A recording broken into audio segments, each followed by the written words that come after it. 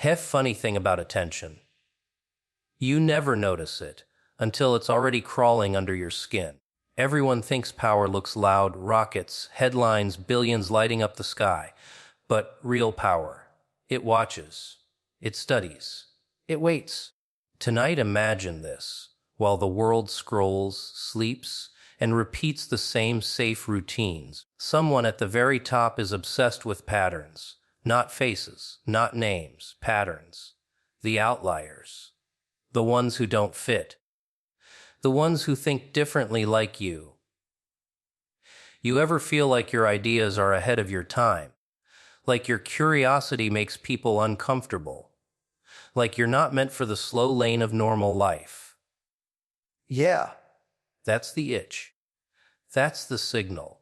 Because innovators don't chase crowds, they dissect anomalies. And history shows something terrifying. Every revolution starts with someone quietly watching the ones who don't obey gravity. So ask yourself, why do you feel restless? Why does your mind refuse to shut up? Why do you sense you're being pulled towards something bigger, darker, electric? Relax, smile. This isn't paranoia. This is recognition. They don't study the crowd because the crowd is predictable, noisy, desperate to be seen, desperate to be approved, desperate to be told what to think next. The crowd claps when told, panics when signaled, moves left, moves right, buys, sells, hates, loves, all on command, and that's boring, painfully boring. Like watching the same joke told by 1,000 mouths with no punchline left in it. So why waste time staring at a mass that behaves like spilled water, always flowing to the lowest point? No.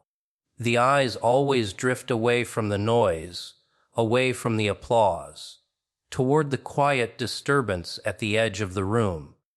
The one not laughing at the right time, not clapping when the cue appears, the one staring a little too long, thinking a little too deeply, the one whose silence feels louder than everyone else's shouting, because anomalies are uncomfortable.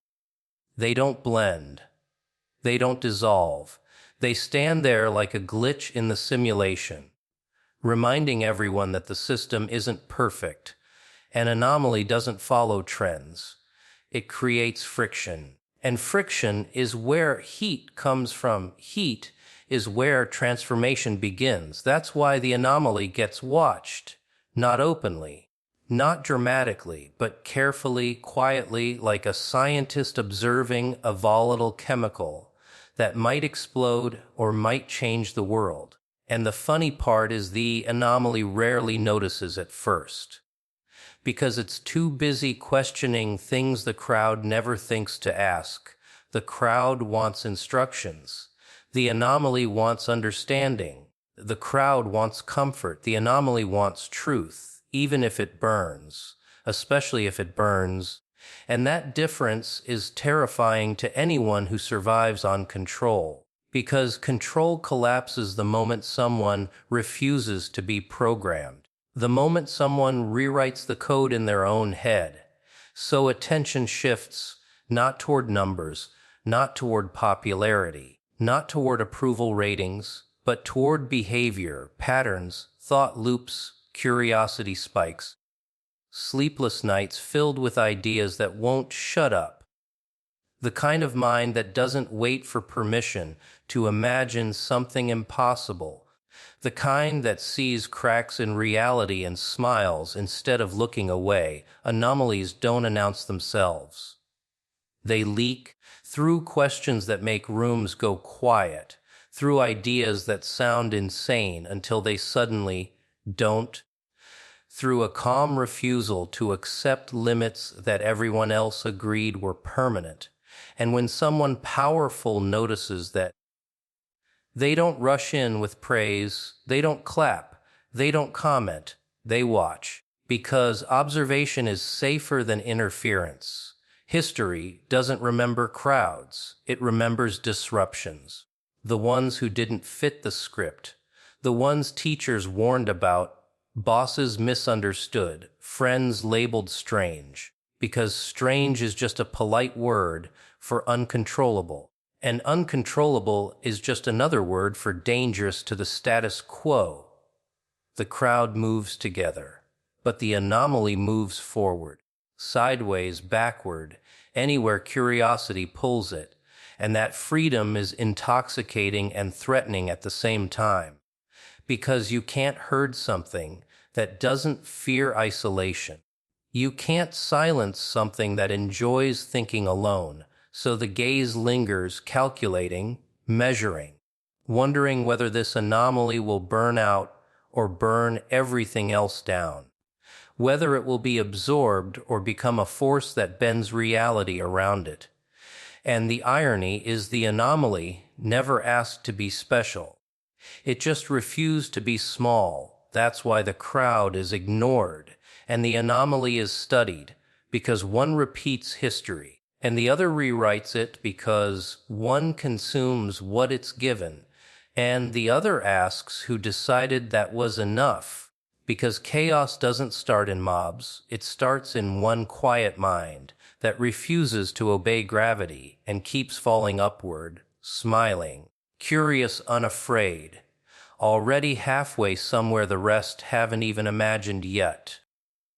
Your thoughts don't fit the system, and that's exactly why they itch, why they scrape the inside of your skull like a bad idea that refuses to apologize, because the system was never designed for thinkers. It was designed for repeaters, for people who borrow opinions, wear beliefs like uniforms, and call it identity. And when your mind doesn't snap into place like the others, alarms don't go off, not at first. There's just this quiet discomfort. This sense that something about you isn't cooperating. The system loves predictability, schedules, routines, neat little boxes where everyone gets labeled, measured, optimized, and filed away. And your thoughts don't sit still long enough to be cataloged. They wander, they jump, they connect things that were never supposed to touch. And that's dangerous.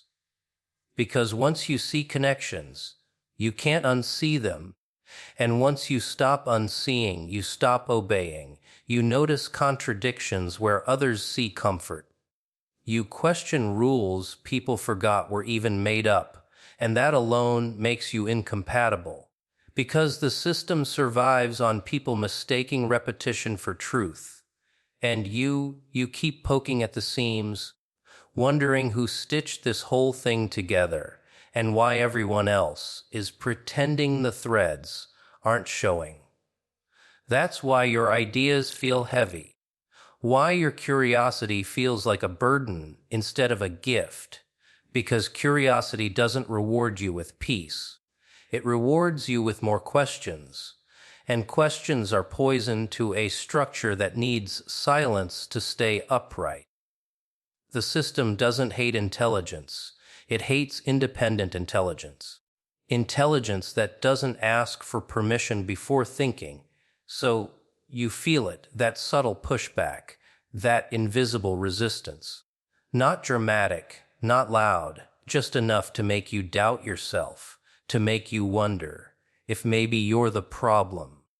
Maybe you're overthinking. Maybe you should just relax and be normal, whatever that word is supposed to mean this week. But here's the joke, the cruel little punchline. Nobody tells you up front. The system doesn't try to fix minds like yours. It tries to dull them, soften them, distract them, drown them in noise, entertainment, approval loops, until the sharp edges wear down and you finally fit. And if that fails, if the thoughts stay sharp, if the curiosity keeps cutting, then suddenly you're interesting. Not to be celebrated, but to be monitored, because value isn't always obvious. Sometimes it hides inside resistance, inside refusal, inside a brain that won't accept default settings, and the people at the top understand this better than anyone else. They don't want obedient thinkers. They want original ones they can either harness or neutralize. Your thoughts don't fit because they weren't designed to maintain the system. They were designed to stress, test it, to find its breaking points, to imagine alternatives that make existing power structures nervous. And nervous systems don't sleep well. They watch. That's why your ideas feel ahead of their time or completely out of place. Because time itself is managed by the system, and anything that threatens to accelerate it gets labeled unrealistic, crazy, impractical, until suddenly it's inevitable, and everyone pretends they believed in it all along. You feel isolated, not because you're alone, but because you're early, and early always looks lonely before it looks visionary. And the system hates early adopters who don't wait for permission because they can't be controlled by consensus. So when your thoughts refuse to line up, when your mind keeps circling ideas others dismiss without understanding, don't mistake that friction for failure. Friction is evidence of contact, proof that you're pushing against something solid, something real, something that doesn't want to be moved. And the more your thoughts resist, the more valuable they become, not to the system as it exists, but to the future it's trying desperately to predict, to contain, to stay one step ahead of, because uncontrolled thinking is the only thing that has ever truly scared empires, algorithms, institutions, and anyone who profits from things staying exactly the way they are. So you keep thinking, and the system keeps watching, not sure whether you'll fold, adapt, disappear into the noise, or become the variable it can't solve.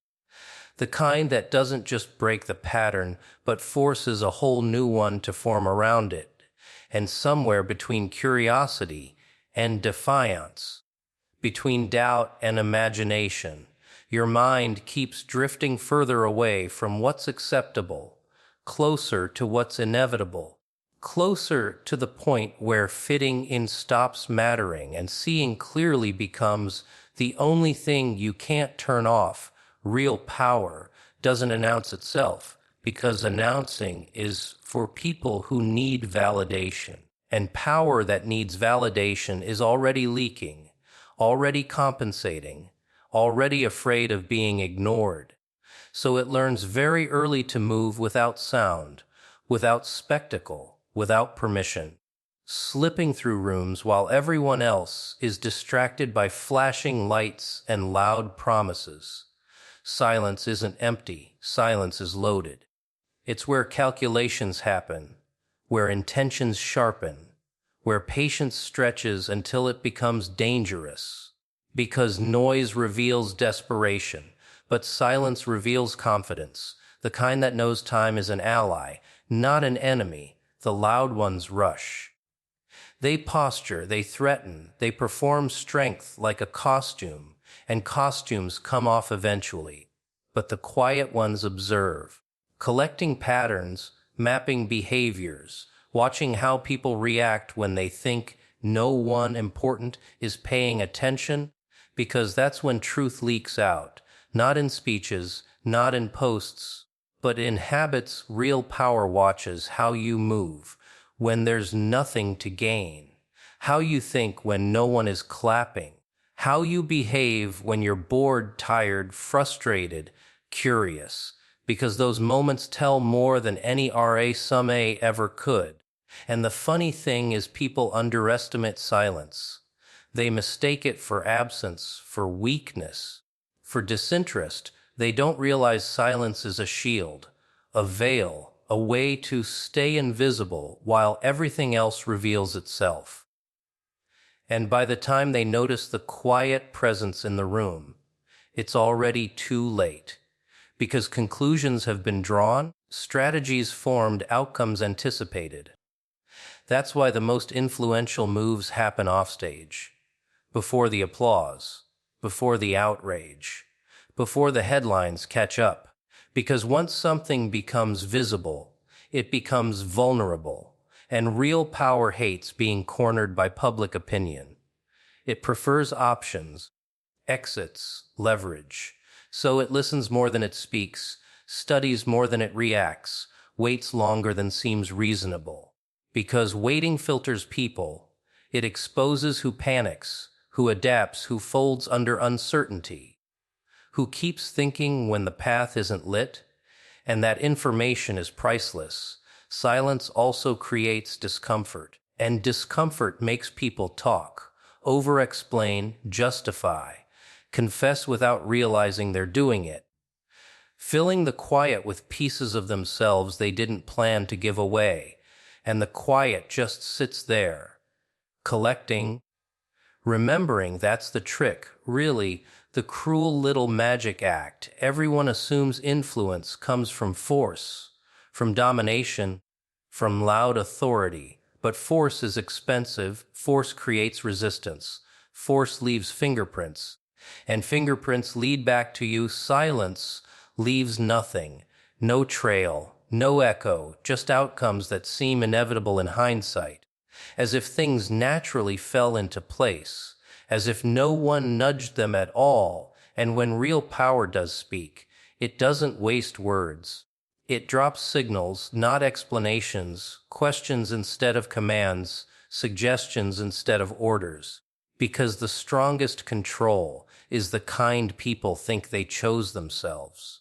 So while the world argues, while crowds chant and trends rise and collapse overnight, the quiet observers keep counting, measuring, adjusting, letting others exhaust themselves fighting shadows, knowing that chaos is loud but direction is quiet. And when the moment comes, when enough data has been gathered, when enough variables have revealed their weaknesses, the move happens so smoothly it feels invisible, like gravity doing its job, like something that was always going to happen. And by the time anyone tries to trace it back, there's nothing to grab onto but silence. That's why real power doesn't chase attention. It lets attention burn itself out elsewhere, because attention is fleeting, but influence compounds, and compounding requires patience, secrecy, restraint, the kind that looks like passivity until it suddenly reshapes everything. So, if you ever feel watched without being confronted, if you sense pressure without a visible source, if outcomes keep shifting before anyone admits a decision was made, don't look for the loudest voice in the room. Look for the quiet one that hasn't said much at all. The one smiling just a little, already 10 steps ahead, already done listening, already moving silently, deliberately, without ever needing to explain why. If you feel restless, it's because stillness was never meant to be your prison. Because calm for you doesn't feel like peace. It feels like suffocation, like something inside you pacing back and forth, tapping its fingers, laughing quietly while the world tells you to relax, to slow down, to be patient. As if patience ever built anything worth remembering. Restlessness isn't anxiety. Not really. It's excess energy trapped in a system too small to contain it. It's a mind moving faster than the environment it's stuck in, like revving an engine in a locked garage. And people will tell you something's wrong with that. They'll call it impatience, distraction, instability, because labeling is easier than understanding. But here's the punchline they never get. Normal people crave rest. People like you crave motion, direction, friction, something to push against, because silence in your head doesn't feel safe. It feels unnatural, like a warning sign that something important is being ignored. You try to sit still, you really do. You try to accept routines, to enjoy repetition, to pretend that tomorrow being the same as today is somehow comforting, but your mind keeps drifting, planning, imagining breaking things apart just to see how they work. And that's when the guilt creeps in, that quiet voice saying, maybe you should be grateful, maybe you're asking for too much, maybe you should stop wanting more. But wanting more isn't greed, it's momentum.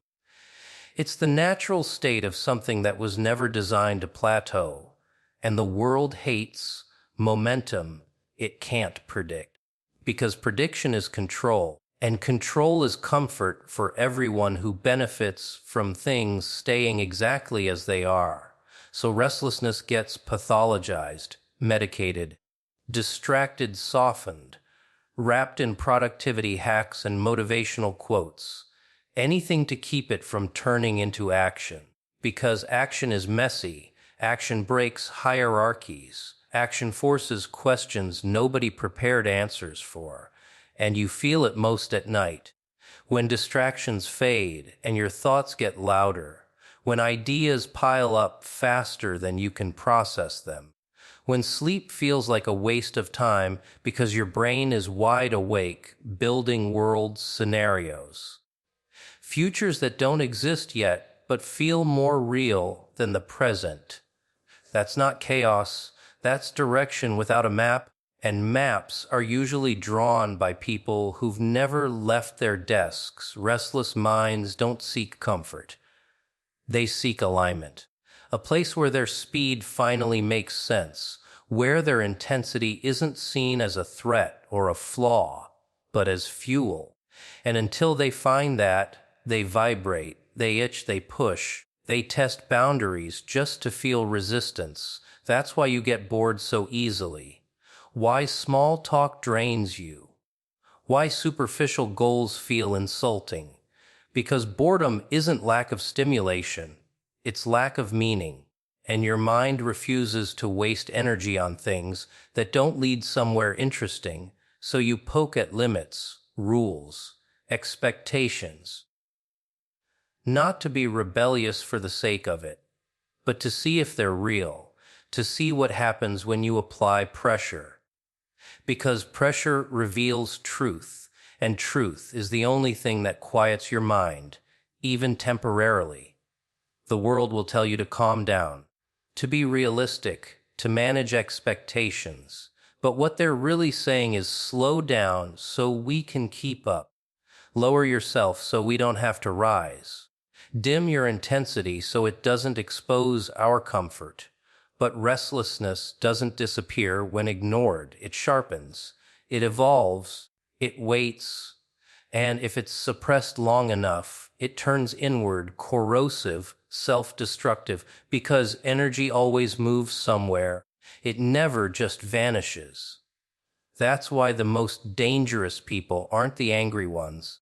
They're the restless ones who finally find a direction, because once that energy locks onto a purpose, it becomes relentless, focused, almost surgical, and nothing scares the world more than someone who knows exactly where they're going and doesn't need permission to get there. So, if you feel like you don't belong where you are, if your skin crawls at the idea of settling, if your mind refuses to slow down no matter how hard you try, don't rush to fix it. Don't rush to quiet it, listen to it, because restlessness is just potential that hasn't found its target yet. And once it does, it stops being noise and starts being movement, unstoppable, precise, alive. The kind that doesn't ask whether it's allowed. The kind that doesn't wait. The kind that keeps moving long after everyone else has convinced themselves they've arrived.